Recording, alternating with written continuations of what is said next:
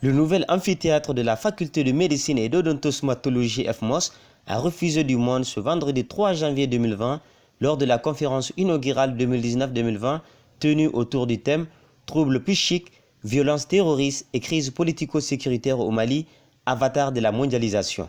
La conférence était animée par le professeur Baba Koumari, professeur honoraire de psychiatrie et de psychologie médicale à la FMOS. Dans son allocution de bienvenue, le doyen de la faculté de médecine et d'odontosmatologie FMOS a rappelé des innovations engagées pour cette nouvelle année académique, notamment l'utilisation de la plateforme numérique et le développement du syllabus des cours qui vise à harmoniser les curricula de formation dans le domaine des sciences et technologies du réseau pour l'excellence de l'enseignement supérieur en Afrique de l'Ouest (RESAO), conformément aux visions de l'Organisation ouest-africaine de la santé qui opte pour la modernisation des systèmes d'enseignement supérieur.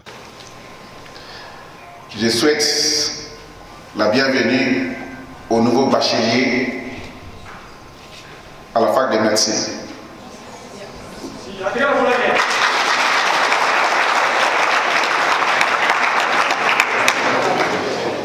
Je vous souhaite la bienvenue, beaucoup de courage et beaucoup de chance. Aux étudiants de la deuxième année à la cinquième année, à la sixième année, je dirais que nous avons fait beaucoup de progrès dans l'organisation des cours.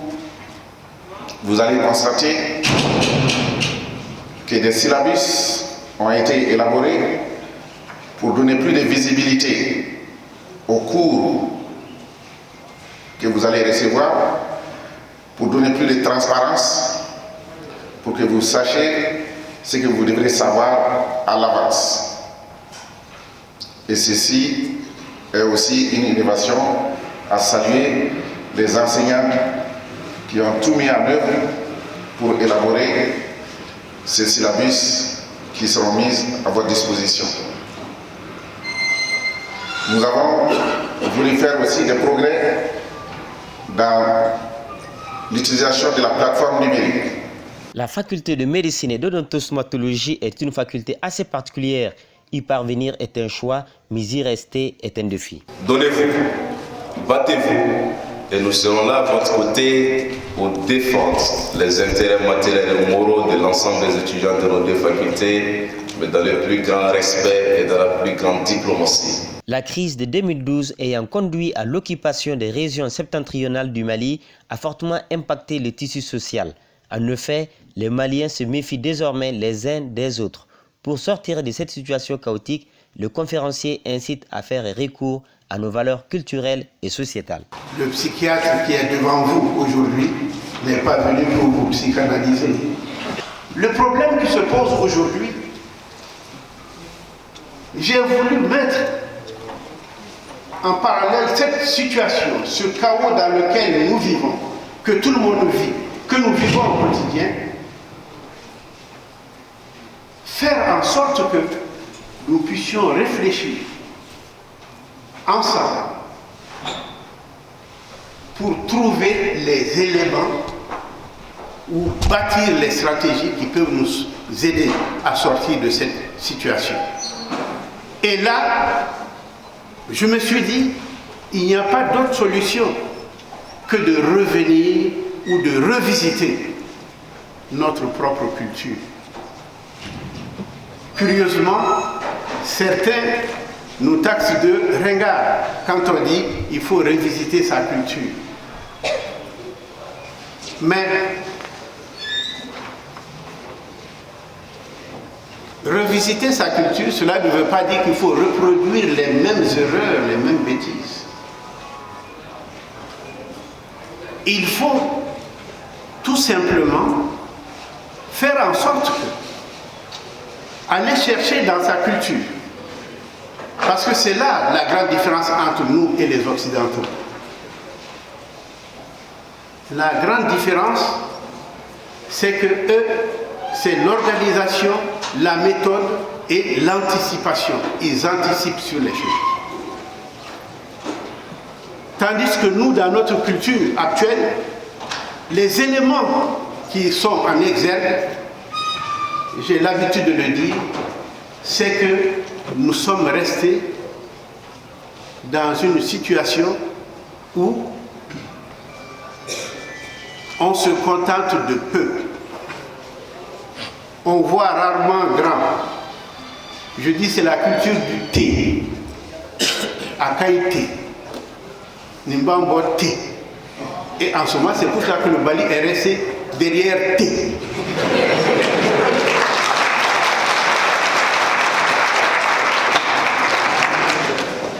Je préfère la culture, et ça c'est dans notre culture aussi. Nous avons toujours des couples de signifiants qui nous montrent le chemin. Pas la culture du thé, mais la culture du temps. Akaïtan. Voilà, c'est la mesure que l'on donne. Quand vous allez quelque part et quand ça ne tourne pas rond et que ça ne marche pas, quelque part, vous allez dire, et quand les gens vont déplacer, ils vont dire, ah, voilà. Akaïtan. Et c'est ça que nous devons suivre. Vous, étudiants, ceux qui viennent, les nouveaux, qui nous connaissent, ou qui ne nous connaissent pas, c'est cette culture du temps qu'on doit développer. Et je vous invite justement à cultiver cette culture. Parce que notre culture, elle est très riche. Nos langues nationales regorgent de nombreux instruments de régulation sociale, à savoir le maya, faisant référence à l'humanité tout entière, le sananguya, ou parenté à plaisanterie, voire même nos salutations comme Anisoroma, une expression qui, selon le conférencier, invite à la tolérance mutuelle. En parlant de culture, je parle aussi de nos langues. Je parle de nos langues nationales. Il y a eu des expériences ici où on a dit la formation avec les langues nationales, ça ne va pas très loin. Bien sûr. Parce qu'on n'a pas mis tous les éléments qu'il faut pour accompagner, pour que nos langues prennent le dessus sur les autres langues. Aucun pays, aucune nation ne saurait se développer totalement à partir de la culture, la langue des autres.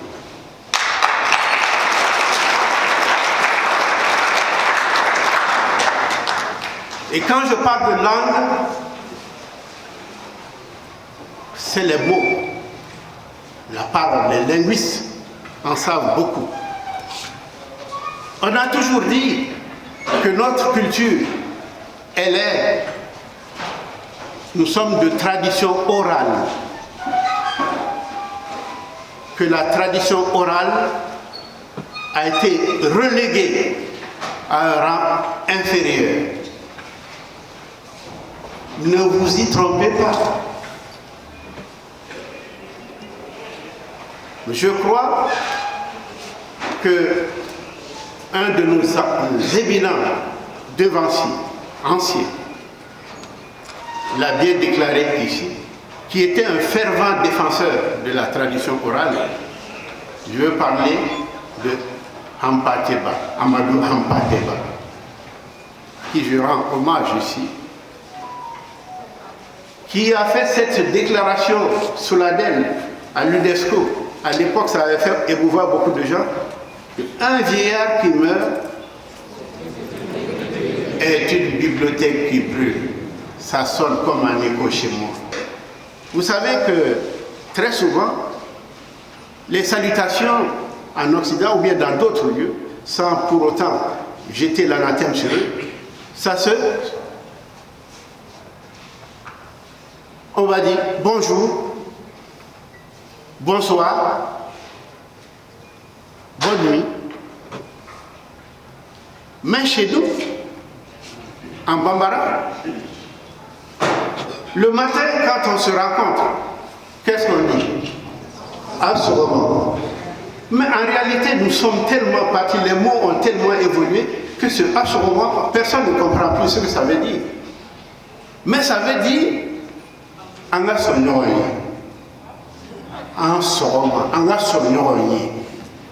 on vous invite à la tolérance, Ça, c'est le premier mot qu'on se dit.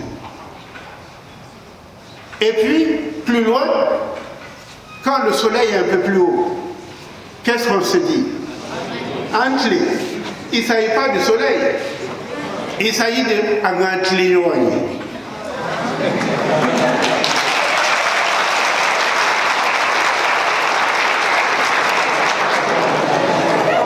Et plus loin, qu'est-ce qu'on va dire?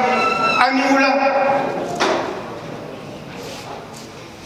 Anga wala wala yoy.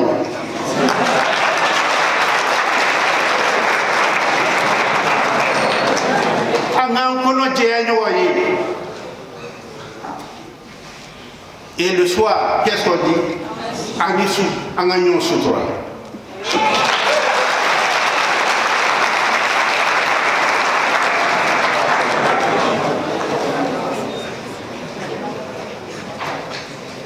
Quand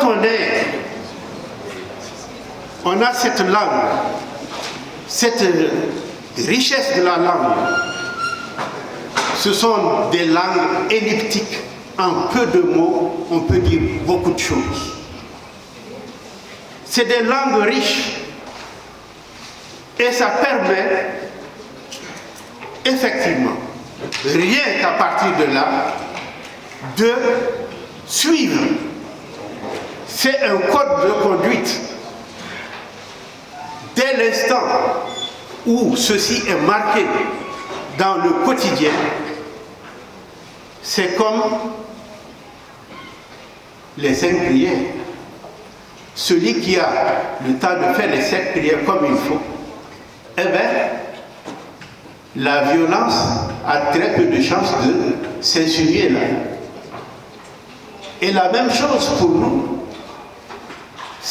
Quelqu'un qui a en tête tous ces éléments a tendance à aller beaucoup plus dans le sens de la tolérance, de l'acceptation de l'autre. La manifestation la plus remarquable du Sanankuyen ou parenté à plaisanterie réside dans les échanges de plaisanterie entre alliés.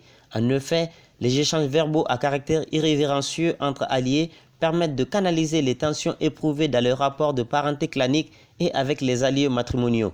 Il établit une relation pacificatrice qui joue le rôle d'exutoire de tensions qui, autrement, dégénérerait en violence. Il agit également comme une thérapeutique qui participe quotidiennement à la régulation sociale. Les plaisanteries qu'échangent les alliés contribuent à détendre l'atmosphère, à rétablir la confiance, toute chose indispensable au dialogue. Le travail pour le rétablissement de la confiance mutuelle entre les Maliens reste encore immense, car les impacts de violences terroristes et crises politico-sécuritaires sur les populations prouvent à suffisance qu'il y a indéniablement un clivage qui s'est installé entre les Maliens. Le schéma actuel de réconciliation nationale prôné par les protagonistes a d'ores et déjà montré ses limites. Il s'impose donc une franche remise en question. Et là, je termine mon propos en vous invitant, parce que chacun d'entre vous recèle le trésor, en vous invitant à aller de l'avant, en prenant confiance en vous-même, en vous ressourçant votre culture et faire en sorte que le combat ne cesse jamais.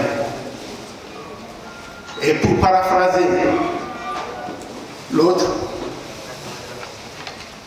chaque génération, dans une relative opacité, doit découvrir sa mission, la remplir ou la trahir.